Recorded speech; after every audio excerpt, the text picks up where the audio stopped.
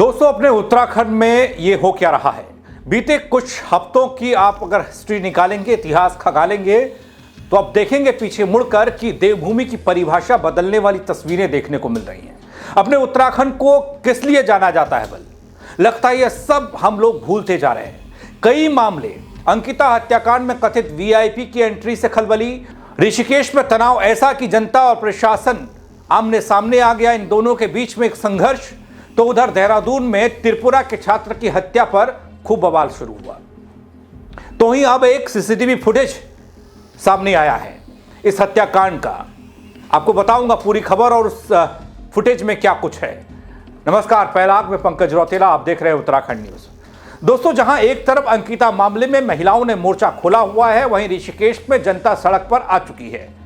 लेकिन देहरादून में पढ़ने वाले दिवंगत छात्र एंजल चकमा के मामले को लेकर जहां राज्य सरकार ने सख्त रुख अपनाया, जहां मुख्यमंत्री पुष्कर सिंह धामी ने एंजल चकमा के पिता से फोन के जरिए बातचीत की, घटना पर गहरा दुख व्यक्त किया, वहीं एबीवीपी के छात्रों ने कलेक्ट्रेट पहुंचकर विरोध प्रदर्शन किया।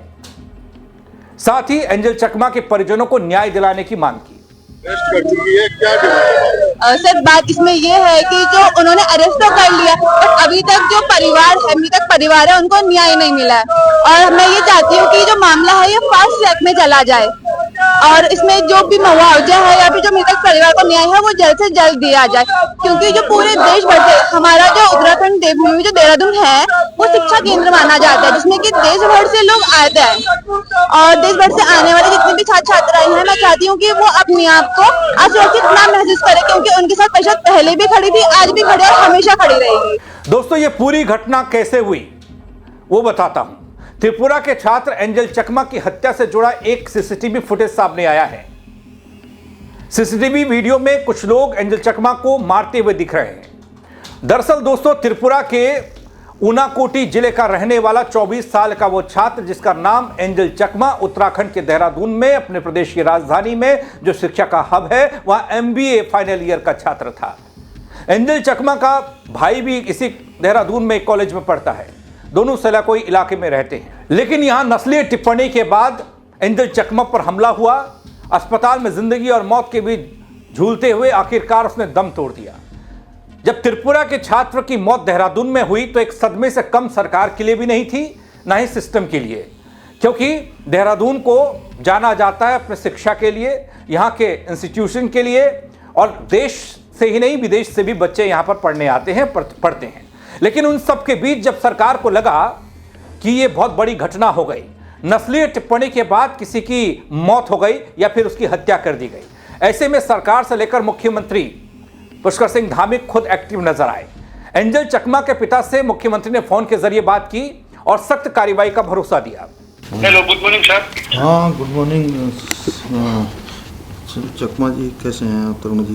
ठीक है। बहुत हमारा एक्चुअली में बहुत ही दुखद घटना हुआ। हम बहुत दुखी हैं इससे, और इस पर हमने बहुत सख्त कार्रवाई के लिए कहा है यहाँ पर, है ना। और पांच लोग जो भी इसमें थे बदमाश, 5 गिरफ्तार कर लिए गए हैं, जो भी इस घटना में जिन्होंने भी अपराध में किया है।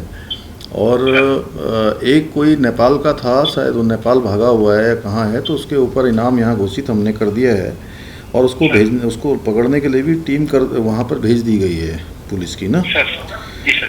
लेकिन चलिए, अब ये तो सब हो ही जाएगा, लेकिन बहुत दुखद है और हम बहुत दुखी हैं, मतलब सच में बहुत कष्ट है हमको। और मैं समझ सकता हूँ आपका बहुत कष्ट है, परिवार में बहुत कष्ट है, और थोड़ा सा हिम्मत करिए। और क्या कहें, बहुत आपके लिए, एक पिता के लिए इससे ज़्यादा कष्ट और क्या हो सकता है ना। माता पिता के लिए आपके परिवार में बहुत कष्ट, बहुत दुख है, बहुत अनहोनी है।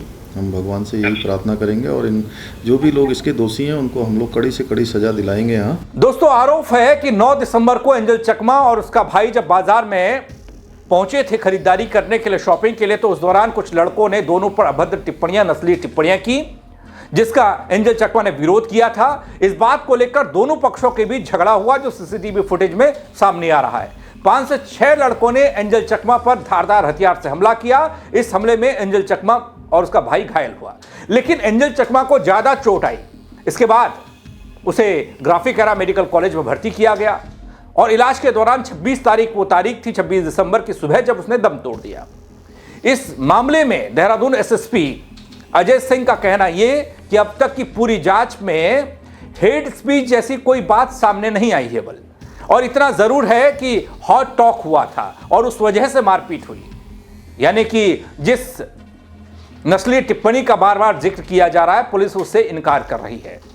पुलिस लगातार जांच कर रही है और इसके कई आरोपियों की गिरफ्तारी हो चुकी है। एक छात्र उसी राज्य का भी शामिल है जहां से एंजल आता है। अन्य जो फरार हैं उसकी तलाश पुलिस कर रही है, दबिश भी दे रही है। बहुत से लोगों की गिरफ्तारी यानी 3 से 5 लोगों की गिरफ्तारी इसमें हो चुकी है। यह बकौल पुलिस है।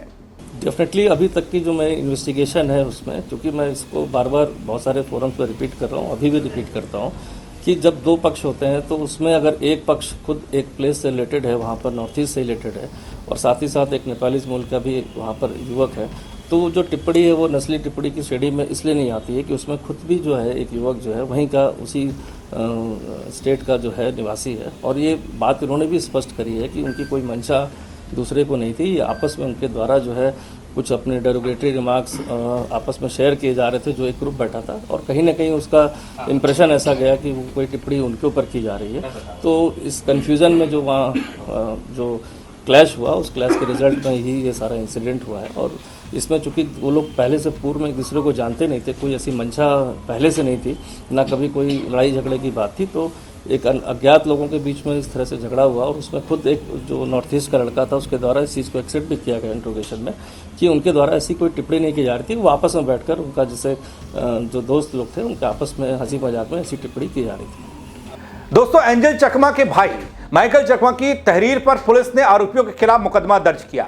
इस मामले में पुलिस ने 5 आरोपियों को गिरफ्तार किया, जिसमें 2 नाबालिग हैं जिन्हें बाल सुधार गृह भेजा गया।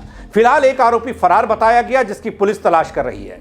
बताया यह जा रहा है कि फरार आरोपी नेपाल भाग गया, जिसकी तलाश में पुलिस एक टीम वहां भेज रही है। इस घटना के बाद दोस्तों, उत्तराखंड में रहने वाले बाहरी राज्यों के छात्रों में एक अलग तरह का डर का माहौल है। सबसे बड़ी खबर यह है, क्योंकि मैंने कहा शिक्षा का हब, देश से नहीं विदेश से भी पढ़ने के लिए बच्चे आते हैं। इस घटना के होने के बाद अब एक अलग तरह का माहौल उन बच्चों और उन बच्चों के अभिभावकों पर दिखाई दे रहा है।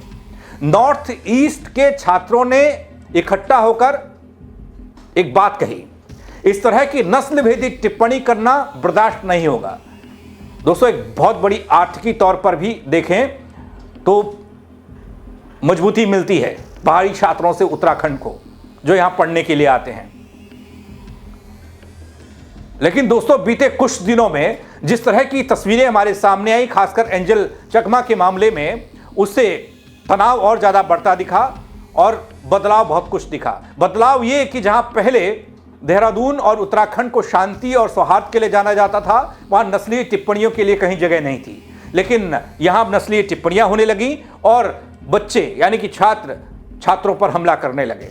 ये बदलता हुआ उत्तराखंड दिखा है, जिसने परिभाषा को बदलने का काम किया।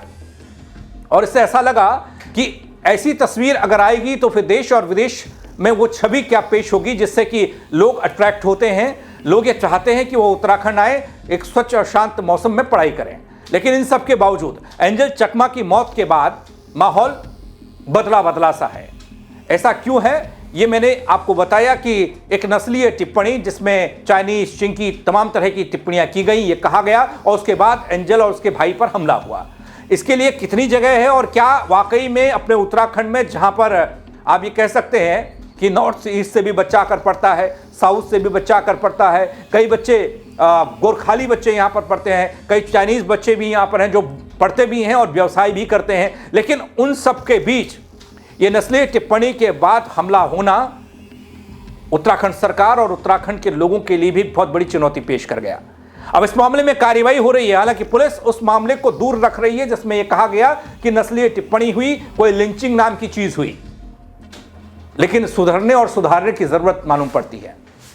आप क्या कहेंगे ऐसी तस्वीर को लेकर, जो तस्वीर कभी आती नहीं वो आने लग गई है? आप कमेंट करके बताइएगा दोस्तों, और शेयर कीजिएगा खबर को। मेरे साथ जुड़ने के लिए आप सबका बहुत शुक्रिया। जय उत्तराखंड।